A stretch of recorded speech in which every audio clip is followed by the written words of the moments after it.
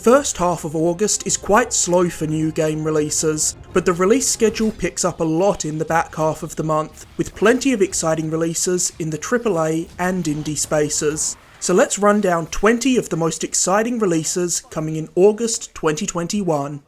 Hunters Arena Legends is a 30-player, melee-focused battle royale set in ancient Eastern Asia, and while it's been in early access for a while, it's finally seeing a full release this month. Hunters Arena's maps are populated not only with other players, but also NPC demons, and you'll want to kill demons and gather loot to get more powerful before taking on other players. Hunters Arena features 17 playable hunters and 3 modes: solos, trios, and tag match.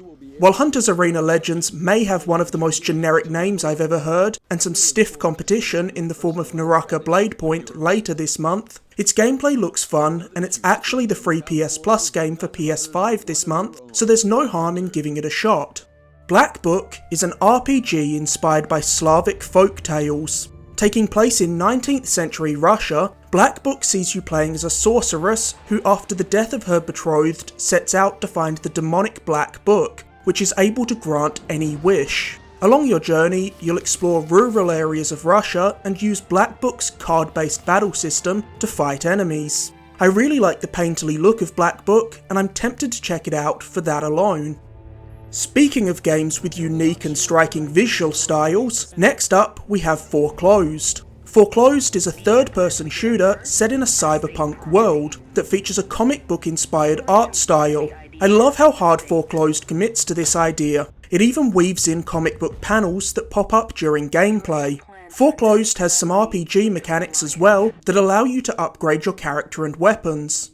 Foreclosed's protagonist also has telekinetic powers and the ability to hack objects in the environment, which should allow it to offer some more gameplay variety than your standard third-person shooter. I'm a huge comic book nerd, so this game has definitely piqued my interest, and I'll be curious to see how it pans out. Like Hunters Arena, Naraka Bladepoint is another melee-centric battle royale, though I think it's safe to say Naraka certainly looks a lot more impressive, both visually and gameplay-wise. Naraka features 60-player battles, and its implementation of a grappling hook and parkour give its movement a great sense of fluidity and momentum. Naraka's map has also been built with its traversal mechanics in mind to allow you to navigate the map in interesting ways. Hades was one of the best games of last year, and it's finally coming to PlayStation and Xbox consoles. Hades is a roguelite from Supergiant Games, the team behind Bastion, Transistor, and Pyre, so you know it'll be nothing short of great. Hades features excellent combat that offers a lot of variety thanks to its varied selection of weapons that all force you to play the game differently. It's also got a gorgeous art style and some of the best writing to be found in a game last year. Hades was actually number 4 on my top 15 games of 2020 list that I put out at the beginning of the year, so if you haven't played it yet, I cannot recommend it enough. And if you're an Xbox gamer, it's going to be on Game Pass day 1, so there's no excuse to not check it out. Road 96 is a procedurally generated road trip game where your choices determine the story's outcome. Road 96 tells the story of someone trying to get across a border to flee their country in order to escape its authoritarian government. The developers have cited the films of Quentin Tarantino, the Coen brothers, and Bong Joon-ho as inspirations for Road 96. And if you're looking for great examples of how to tell a compelling story, those are certainly some good directors to draw inspiration from. Road 96 is also being worked on by some of the developers behind Valiant Hearts, the criminally underrated World War I UbiArt game. Road 96 has been on my radar since seeing it at the Game Awards last year, so I'm excited to see what it's all about later this month. Humankind is a new 4X strategy game in the vein of Civilization. In it, you play through 6 eras of human civilization, starting at the Neolithic period and carrying all the way through to today. You'll have to develop cities, manage your military, and win turn-based tactics battles to succeed. In each of the game's 6 eras, you'll pick a civilization type based off of 10 different historical societies, each with their own pros and cons. This allows you to combine up to 60 different cultures. When Marvel's Avengers released, I made a video about it, explaining why I really like the game despite its problems, describing it as fun but flawed.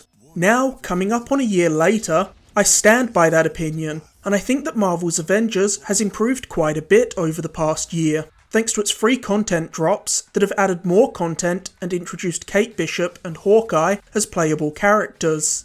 Now, Avengers is about to get its biggest content drop yet, in the form of War for Wakanda, a new expansion that's set to add a sizable new chunk of story to the game, introduce a new biome in the form of Wakanda, and add Black Panther as a playable character. While Avengers has a long way to go, I'm feeling pretty optimistic about War for Wakanda. I think Crystal Dynamics' version of Black Panther himself looks great, I'm interested to see their take on Ulysses Klaue, and Wakanda looks as vibrant and beautiful as you'd hope.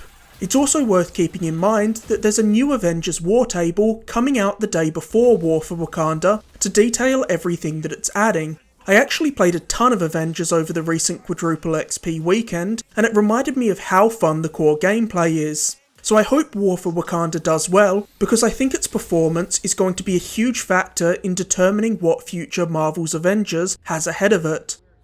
12 Minutes has been one of my most anticipated games for several years at this point, and after seeing it at multiple E3s, we'll finally be playing it in just a couple of weeks' time. 12 Minutes is about a man trapped in a 12-minute long time loop that always ends with a cop showing up and accusing the man's pregnant wife of killing her father. This leads to an altercation where the man is knocked out and his wife is killed. The gameplay of 12 Minutes sees you repeatedly playing through the 12 minutes leading up to this, searching his apartment for clues and trying to unravel the mystery of what's happening in order to prevent the time loop's tragic outcome. 12 Minutes also has an unexpectedly huge voice cast, with Daisy Ridley, James McAvoy and Willem Dafoe lending their talents to the game. Recompile is a Metroidvania with an incredibly unique art style. It takes place inside a digital world, and you'll have to use all sorts of weapons, traversal abilities and hacking skills to progress. One cool concept in Recompile is that because the game takes place in a digital landscape, time progresses much faster, so the entire game takes place in 1 second of real-world time. I actually hadn't heard about Recompile until recently, but after checking out a couple of trailers, it definitely caught my attention. It's stylish as all hell, and the gameplay looks satisfying and arcadey.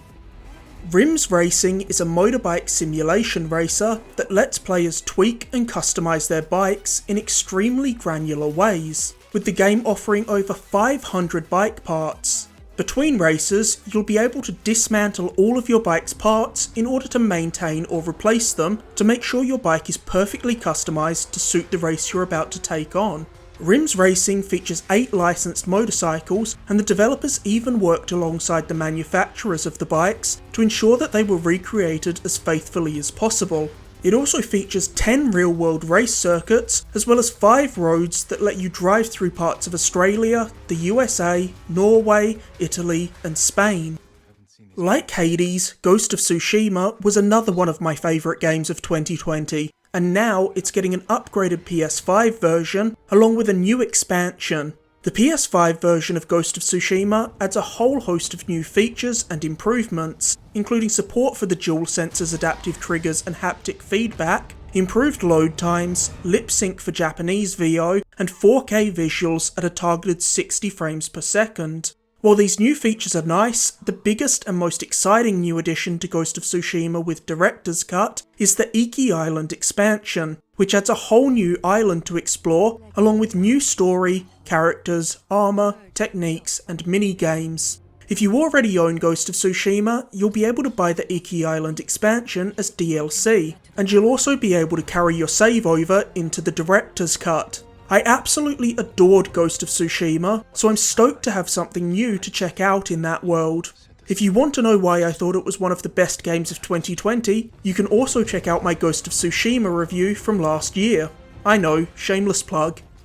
Another year, another Madden. While I can't say I'm a huge Madden fan, as I'm not really a fan of NFL, and if I'm being honest, probably don't fully understand the rules of it, seeing as I'm Australian, it's undeniably one of the biggest and most profitable games released every year.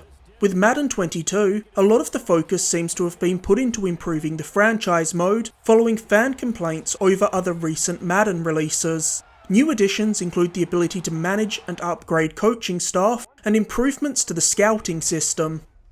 Aliens Fireteam Elite is a third-person shooter that takes the Left 4 Dead formula and applies it to the Aliens franchise. Fireteam Elite picks up over 20 years after the events of Alien 3, and sees a team of colonial marines fighting their way through hordes of xenomorphs across 4 separate campaigns, each of which consist of 3 chapters.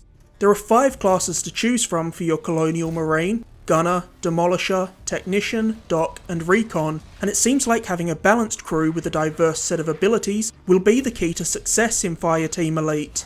My biggest concern when this was announced was that there could easily be a lack of enemy variety, and if we just have to mow down waves of the same types of xenomorphs, it could get repetitive fast. Fortunately, it doesn't seem like this will be the case, as it's been confirmed that the game features 20 different enemy types. While the game has a focus on co-op play, you'll still be able to play Fireteam Elite if you're more of a solo player, as the AI will control the other party members when you're playing by yourself. It's kind of hard to gauge what the quality of Aliens Fireteam Elite will be, seeing as the series has had an uneven lineup of games over the years, and this is the first game from Cold Iron Studios, so it'll definitely be a make or break title for them. But what we've seen does look pretty good, and I love the Aliens franchise, so I'll definitely be checking this out. It's also worth noting that Cold Iron Studios have said that they're planning to support this game with DLC, and have also confirmed that there will be no microtransactions or loot boxes, which is always a plus. King's Bounty 2 is a tactical RPG and a direct sequel to the original King's Bounty, a game that came out 31 years ago. King's Bounty 2 has 3 playable characters, a huge world to explore, and a deep strategic combat system. It's also a game where the choices you make will have substantial and long-lasting consequences. While the King's Bounty series has seen spin-offs over the years, this is the first real sequel, so I'm sure long-time fans will have sky-high expectations for this. The first Lone Echo is still regarded as one of the best and most immersive VR experiences, so this sequel has a lot to live up to. Lone Echo 2 sees you exploring a mining station located within the rings of Saturn. Like the first game, its most appealing aspect is probably its unique take on movement in VR. In Lone Echo, you navigate zero-G environments by pushing off different objects to gain momentum. With this being one of its core gameplay concepts, Lone Echo is the type of game that could only possibly work in VR. This is likely to be one of the bigger VR releases of the year, and I have no doubt that it'll be a pretty great experience, at least if you have a strong enough stomach to play it without getting motion sick. Psychonauts 2 is a game that fans have been begging for since the original Psychonauts released over 15 years ago. The first Psychonauts is the very definition of a cult classic. While it was something of a sales flop, it was a critical darling and quickly found a hardcore fan base who have championed it for years. In recent years, the game has actually gotten a bit more attention after being re-released on modern hardware, and this resurgence of sales is actually the reason we're getting this sequel. Like its predecessor, Psychonauts 2 combines traditional platformer mechanics with psychic abilities, and sees you exploring worlds that exist within people's minds, which allows for some extremely creative and unusual environments. Psychonauts 2 seems every bit as charming, original, and bizarre as the beloved first game. Psychonauts is Double Fine at their absolute weirdest, and that's a great thing, because weird is what they do best. Boldo is a stunning looking action RPG with an art style heavily inspired by the movies of Studio Ghibli and gameplay inspired by the Legend of Zelda franchise. Both of those things are amazing, so I'm definitely down to play a game that attempts to merge the two. Like any good Zelda-like, Boldo is filled with towns and dungeons to explore, monsters to battle, and an array of different weapons and items to utilise. 11 years on from No More Heroes 2, we're finally getting the long-awaited sequel. The first 2 No More Heroes games were some of my favourite games on the Wii, and I'm a huge fan of Suda51 in general, so I couldn't be more excited for No More Heroes 3. While No More Heroes 1 and 2 saw Travis touch down fighting rival assassins in order to become the world's highest ranked assassin, this time he'll be taking on his greatest threat yet, having to fight off an alien invasion that's being led by a prince and his 9 assassins. No More Heroes 3 maintains the hack and slash action of the original games, with Travis carving his way through enemies with his iconic beam katana, though Travis will also have a lot of new combat techniques up his sleeve in No More Heroes 3. Like the first 2 games, you'll be playing a variety of wacky minigames and assassination missions to earn enough money to enter the ranked battles, while you'll take on No More Heroes 3's big bads. While No More Heroes 2 ditched the open world, it'll be making its return in 3, and it seems like it'll be far more substantial than the map found in the first No More Heroes, with the open world being split up into 5 separate islands. And the return of the open world also means that No More Heroes 3 will see the return of Travis's motorcycle to navigate it. With No More Heroes 3, the series seems as absurd, stylish and fun as ever. And with the popularity of the Switch, I hope that more players than ever before will check the series out, so it can finally get the recognition it deserves. And with that, we've counted down 20 of the biggest games releasing in August 2021. I'm most excited to check out War for Wakanda, 12 Minutes, Ghost of Tsushima Director's Cut, Aliens Fireteam Elite, and No More Heroes 3 this month. Let me know in the comments which games you're most looking forward to checking out in August.